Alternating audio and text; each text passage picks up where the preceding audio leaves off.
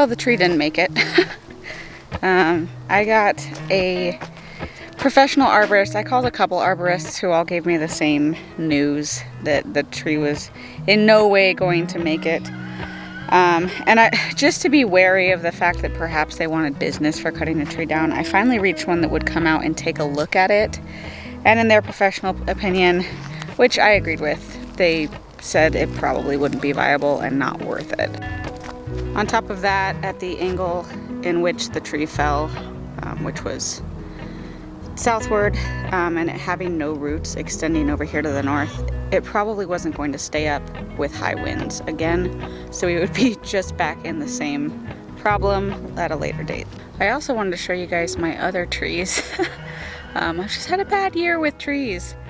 While we're out here, I don't think that they're dead necessarily, but they did not like what happened this summer. So here's one of my apple trees. It is a pink lady, or was. And it started producing apples this spring, but it kind of stunted out when the heat got real bad.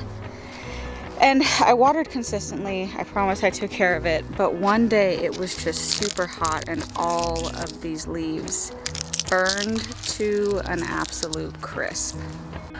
And the same thing happened with this gala. There was just a couple of really super hot days above 110 and the leaves couldn't really take it. Obviously they have no shade out here and they're just in the full brunt of the wind and the sun. Now these stems are still soft. Oh, well that one's not. Okay, this tree might actually be dead. But over here, this pink lady, see the stem's still supple. So I have a hope that this tree will come back next year. I'm not sure. It has just been a terrible year for my trees on this property. But I did want to take a look underneath the black tarp and see how we're doing on the Bermuda grass killing. I don't think it's quite ready. I haven't pulled it off. I've taken a peek, but I have not pulled it off yet. But I'm going to need to transplant these fall plants soon, and I need somewhere to put them. And I have so much grass that I need to get rid of before I do that, and I only have a few weeks left. So even if it's not completely dead, I think I'm still just gonna move it regardless. I don't have many plants in here that I'm worried about. I've got a couple peppers and okra, but I've also not been watering this area as much because I'm trying not to give the Bermuda grass any more reason to live. This grass is just out of control on these beds. So let's pull this tarp off and see what it looks like underneath. I'm going to scream if there are any snakes or bugs under here.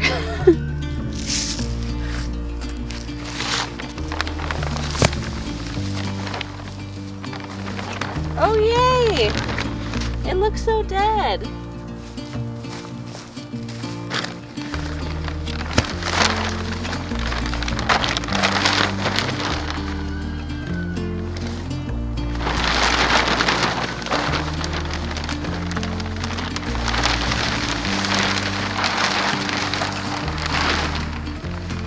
Well, that worked quite swimmingly, didn't it? This looks great. There are still some parts that are green, but I'm totally gonna move this now. This looks really good, way better than I thought it was going to.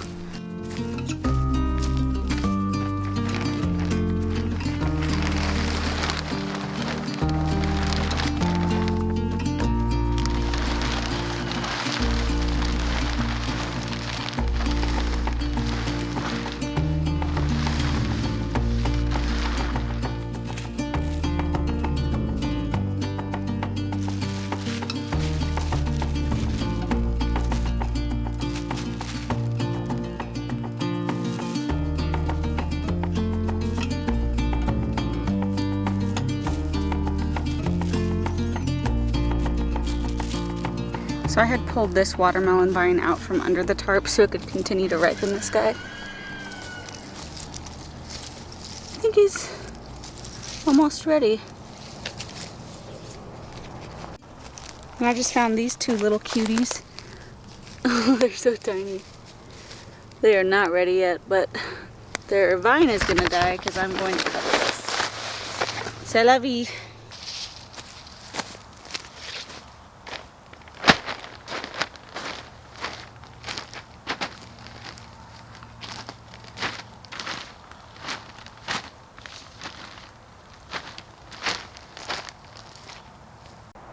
This is real nice.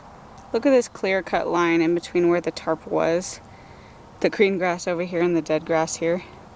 Which is super surprising to me because I did not think that this would work this quickly. But it did. Hooray! I think by the time I need this to be done for the in-ground garden, it will be. That makes me very happy. Because this garden is a hot mess. Look at all these weeds and all this grass that I need to get in here and deal with. And it happens. It's okay if your garden is a weedy mess at the end of the season. It's exhausting to have a garden. But what excites me the most about the end of the summer is not just necessarily taking everything out. I mean, I continue to grow a garden all year long. But I think that the change of pace in types of vegetables, like I go from summer vegetables to cool weather crops, and I get to start seeds again, and it's almost like a reset in my brain. It's like I'm starting a whole new year of gardening when I get to take out the summer garden and put in the fall garden. It is a lot of work. I have to amend all of these beds, deal with all of these plants, either compost them or in the case of tomatoes, because I don't want to spread disease, I'll burn them. But it's like a giant reset for me, and it doesn't feel like work necessarily, even though I'm exhausted from working in this summer garden. Of course, in the fall, the cooler temps always help. They make you a little less tired than trying to get out here in 80, 90, 100 degree days. And then there's a lot less pest pressure. So not as many bugs, not as many mosquitoes.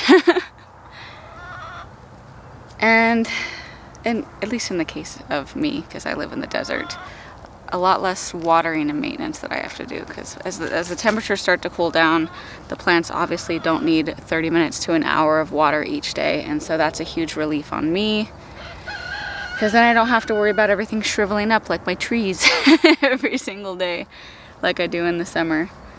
But this summer garden has been amazing for me, and it's still amazing. I just have food out the wazoo every day. It's great. I'm still getting tomatoes, which is great. So this year has been super, super productive despite all of the losses, the trees, my big tree, which is super sad, and all my squash. I had a terrible time with squash bugs this year. I will find a way to take care of them. I haven't figured it out yet. I'm contemplating letting the chickens in here next year, just of course under supervision, to eat squash bugs. But I've fed them squash bugs before, and they don't like them because the squash bugs actually have a scent that they spray when they're in danger. If you've ever manually picked squash bugs off of squash plants, they release this sickly, sweet, almost sour kind of spray. It's nasty. It's not terrible. It's not like a stink bug smell, but it's nasty because it came from the butt. This garden has not done me wrong this year. It is gorgeous. Let's pick this guy. Oh, look at that blossom end rot. I'm so tired of dealing with blossom end rot. I think I'm just going to give this one to the chickens. But I've got this one right here too. He's really fluted. Let's see what he looks like. Ugh. It's even worse. So this one's totally edible. You can just cut basically each of these bulbs here and leave the middle part out. But I have tons of tomatoes on the counter inside for fresh eating that I just haven't gotten around to yet. And I'm not going to save these for preservation because there's so much damage, and I don't want that to hurt my sauce at all with contaminants, so I don't mind feeding these to the chickens. They enjoy a treat. Pretty girls.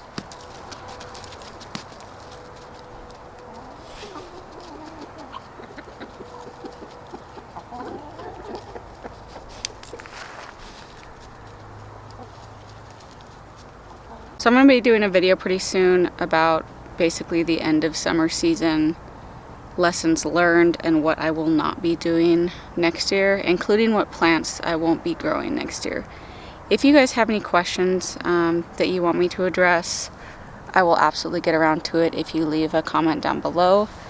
And that could be about anything, a specific plant that I grew, the layout of my garden, anything that you have a question about, that you're wondering how I liked it or how it performed this year, please ask me down below and I will be sure that I get to it in my next video. I don't know when that's going to be though.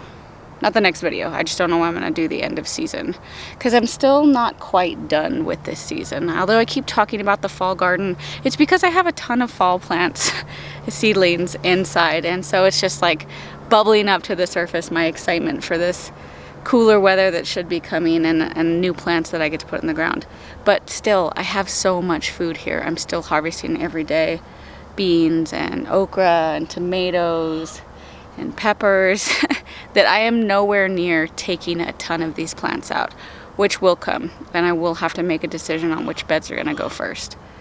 But I have been thinking a lot about what I want to change next year and what plants I'm definitely not going to grow. So let me know what you think and I'll address it in that video.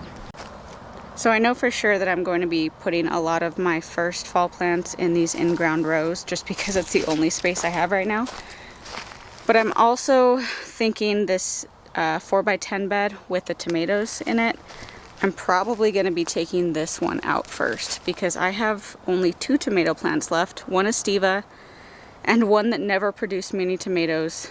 And they're still putting off fruit, but it's very slowly and these plants are very diseased. I'm thinking that I'm going to take this bed out first and put my onions in here. Because one thing I absolutely have to think about is where I'm going to be putting my onions and garlic, which is coming up soon. I should get my garlic order within the next month, and they're only going to take up one 4x8 bed. But I've got a lot of onions, and I think the best place for it to be would be in this 10-foot long bed. I didn't count all my seedlings. That's way too many to count, but I have over 100 that I need to find room for. And I cannot put them in the in-ground garden. Onions and garlic are heavy feeders. They like really rich soil, fertilizer if you don't have really rich soil, and they like water. So they need to be in a bed with better soil than what's in my in-ground garden. But I'm pretty sure onions will go in there and garlic will go in one of these beds.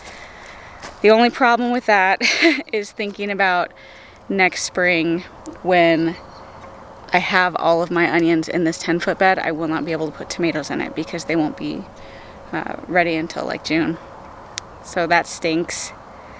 It's just a process I have to learn, and that's why I want to keep adding to this garden every year so I don't have to go through this every year and relegating specific spots to where my plants can be and losing out on garden space. But I'm still thinking about it. I don't know yet. Nothing is set in stone.